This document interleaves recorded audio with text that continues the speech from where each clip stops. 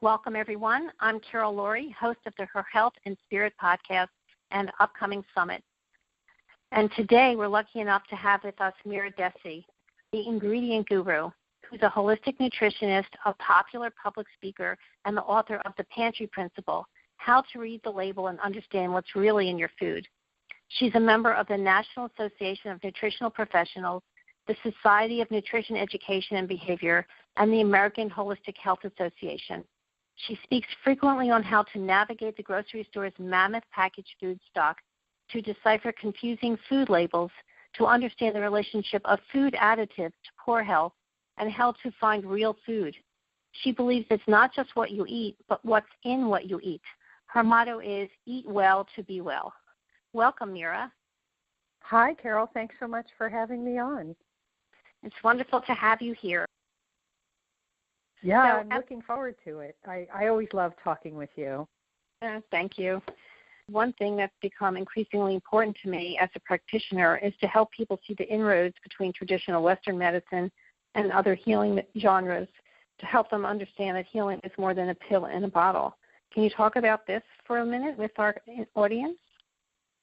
Absolutely. So I truly believe that we should start with food first, supplements second, and then medication if necessary. Mm-hmm. When we start with medication, the problem is we're frequently masking symptoms. And unfortunately, while that can be helpful, it doesn't get at the why of what is causing whatever is going on. We're not drilling down to the root. When we change the diet and begin to nurture and nourish our body so that it can have optimal nutrition, we then pave the way for optimal wellness.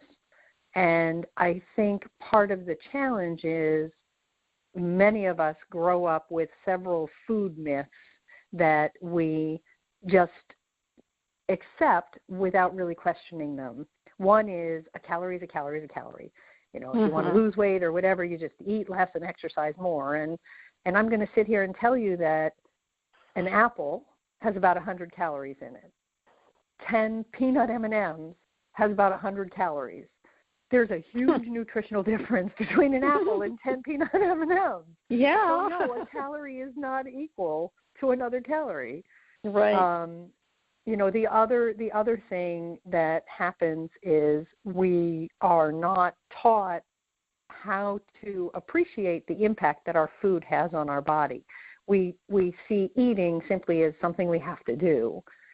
And so when we stop to look at, for example, carrageenan is an ingredient that's frequently added to a lot of dairy foods or to frozen confections or things like that. It's an emulsifier. It's a thickener. It provides mouthfeel.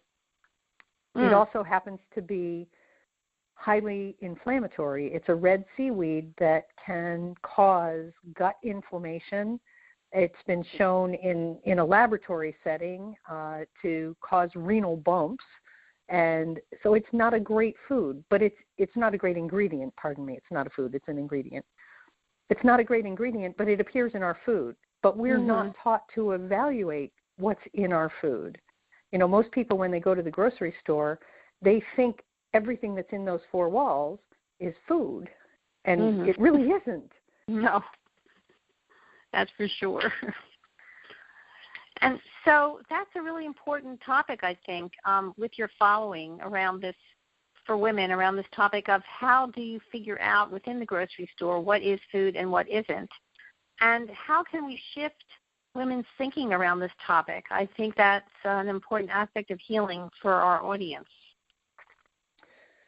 I tell people the single most important skill that you can develop to be an advocate for your own well-being and the well-being of those you love is to learn how to read the label. Because the vast majority of the information about what's in the food is on that label. I mean, there are some exceptions to that, and there's some fine-tuning that needs to be done, but the majority of what you need to know is on that label. And unfortunately, when we pick up a label, most of us look at it, we go, okay, how many calories, how much fat, if you're watching sodium, how much sodium, and then we put it back and decide from there. We let the manufacturers manipulate us with front of package labeling, with buzzwords and key phrases and colors and shapes and all of that kind of stuff to try and make their product more attractive. But we're not really evaluating, is this food? Is this something that is nourishing and healthy and delicious? Because just because it's nourishing doesn't mean it's not delicious. But we are not taught to evaluate what we're doing. And so the more you process something, the harder it gets for the body to actually be able to derive true nourishment out of it. You know, a good example is to go back to that apple that we were talking about. A whole apple is 100 calories, and it's delicious. It's crisp, sweet, juicy. It's got fiber in it, and it's got some really great nutrients in there. It's a wonderful food. When we break it down and we cook it into applesauce, all of a sudden some of the nutrition that's in there goes away because of the heat, or, you know, there's a lack of fiber because the fiber's softened by taking that into applesauce. And then if we take it one step further and we look at the label, I promise you the vast majority of applesauces at the grocery store have added sugar and in some cases high fructose corn syrup in them. Yeah. But apples are so sweet. We don't need that. I always make my own applesauce, and I always have an apple with me in my pocketbook because you never know. They're great. You never know when you're going to have that hypoglycemic moment and you're going to be starving, and it's right there. It's a ready-to-eat, delicious, healthy food. I've even told people if you're out and you're hungry and you need something, there is nothing wrong with going to the grocery store and buying a single apple. Right. I mean, do that rather than going to a drive-through, or, you know, go get yourself something that is healthy and perhaps not as convenient, but definitely going to be much healthier because it's not going to have all of the additives and other things like that. Right. How do you see women's health and spirit or spirituality working together and influencing each other? You know, it's interesting because I think when we're younger, we tend to operate more on autopilot.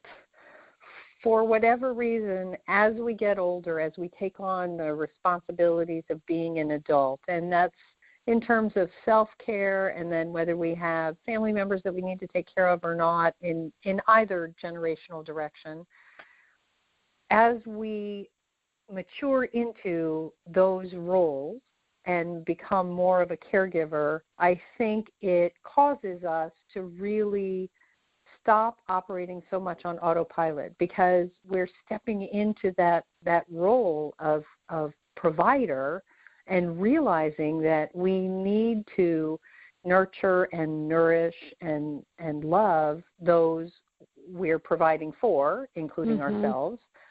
And so that in and of itself becomes almost a spiritual exercise. There's something truly wonderful about making a delicious meal to feed yourself or your family and to really think about what goes into it. I mean, anybody can grab a box and rip it open and throw it in the microwave oven. But I promise you it's not going to have the nutrition and the nutrients and the care that goes into it. But and there are ways, by the way, to make meals very quickly, very delicious and healthy without investing 2 hours in trying to become Julia Child. I know you're an expert at that. You have all these great Facebook posts where you cook all these meals with your friends and you put them in the freezer, and it's wonderful. Well, and that's part of what I love to do because I really want to show people real food does not have to be difficult. And so I think as we begin to look at how we nourish ourselves, how we take care of ourselves, how we take care of those around us, it becomes a whole person exercise because there's a mind shift that goes along with it. There is an internal spiritual shift that goes along with that. And then, of course, there's also the physical aspects of what that means for you.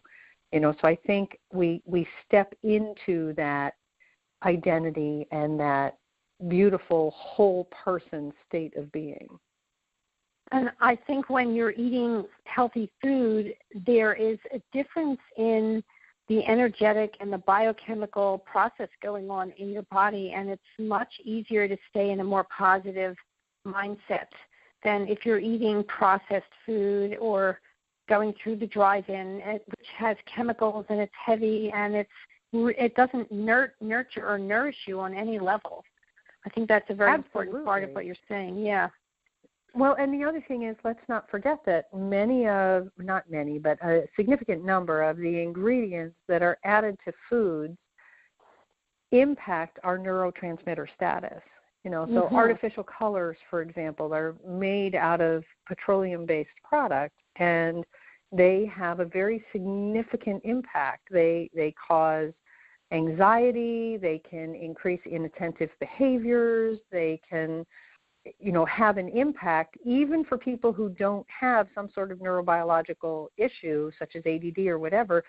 Those petrochemicals can still affect your brain, and many of MSG is neurotoxic and causes migraines and other things like that. So we really, when we stop eating those, we're feeding our brain in a way that allows us to function better, be healthier.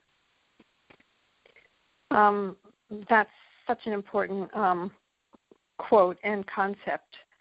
And I think that everybody needs to really pay attention to that, of what you're talking about, and it will help them be on their path towards better shopping and better health and better eating very easily when you think about that.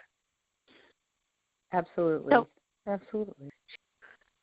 That's a wonderful way to end our conversation together and our time together. And I'd like to thank everybody who's listening for joining us. And there's going to be a lot more wonderful interviews with other experts, as Mira is.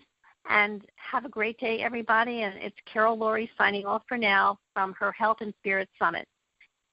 More later. Bye. Bye.